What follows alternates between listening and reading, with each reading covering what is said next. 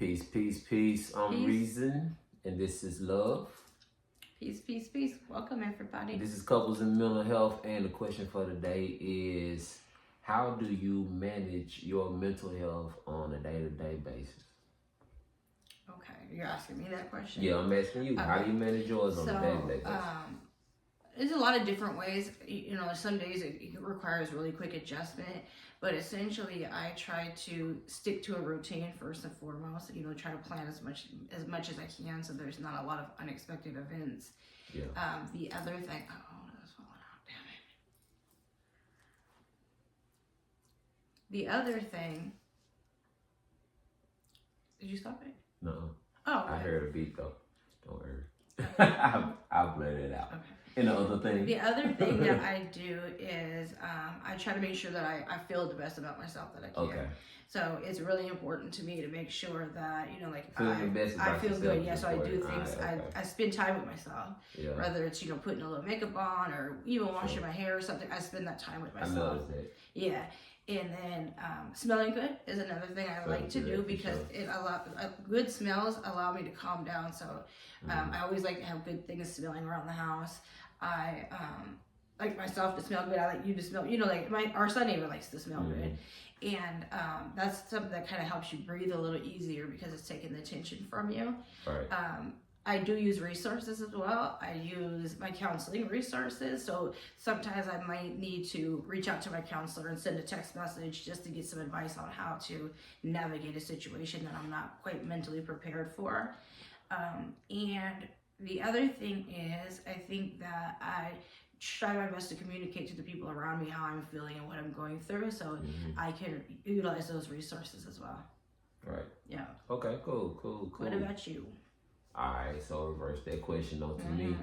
All right, like we said, you know, a lot of my mental health issues are undocumented, so I'm taking the more you know, self-styled approach. And of course, you know, I'm using the stuff that I'm learning from you and a lot of things that you learn from DBT. And one of the main things, I'm just mindful all day of what I'm doing and making sure that I'm doing things that gives me fulfillment. Yes. You know, whether they be just getting something done on my to-do list, on my honey-do list, or my bucket list around the house, or something I wanted to build or get right. You know, I'm just make sure I'm mindful to complete, you know, one or two of those things every day because, you know, they're important to me. And, you know, if I don't get them done, then I'm thinking about it. I feel like you're unsuccessful. I feel like I'm unsuccessful and stuff. But basically, I can say that I'm always trying to combat the feeling of being unsuccessful, you know, throughout the day. So. Yeah. Okay, I like that.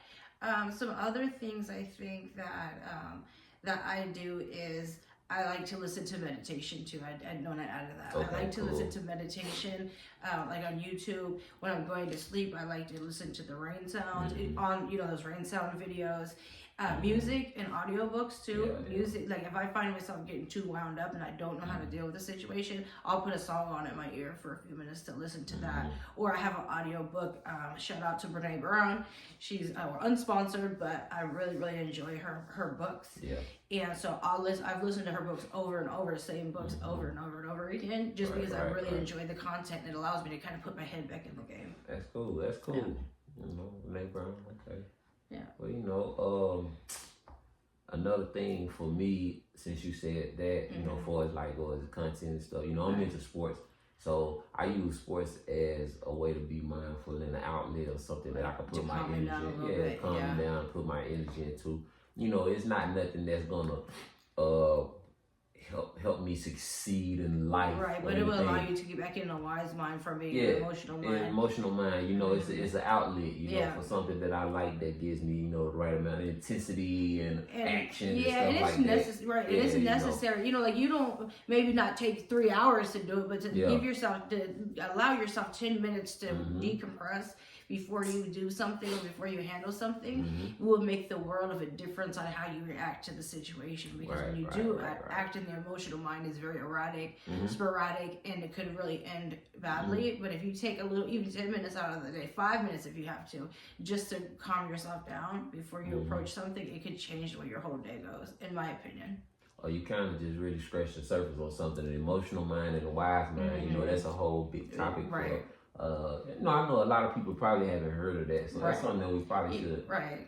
You know, just elaborate on. Elaborate on. We can take another time to talk about that. We appreciate everybody for tuning in. Give us a like, give us a subscribe, give us all that good stuff. Peace, man. Love. One love. Everybody travel safe.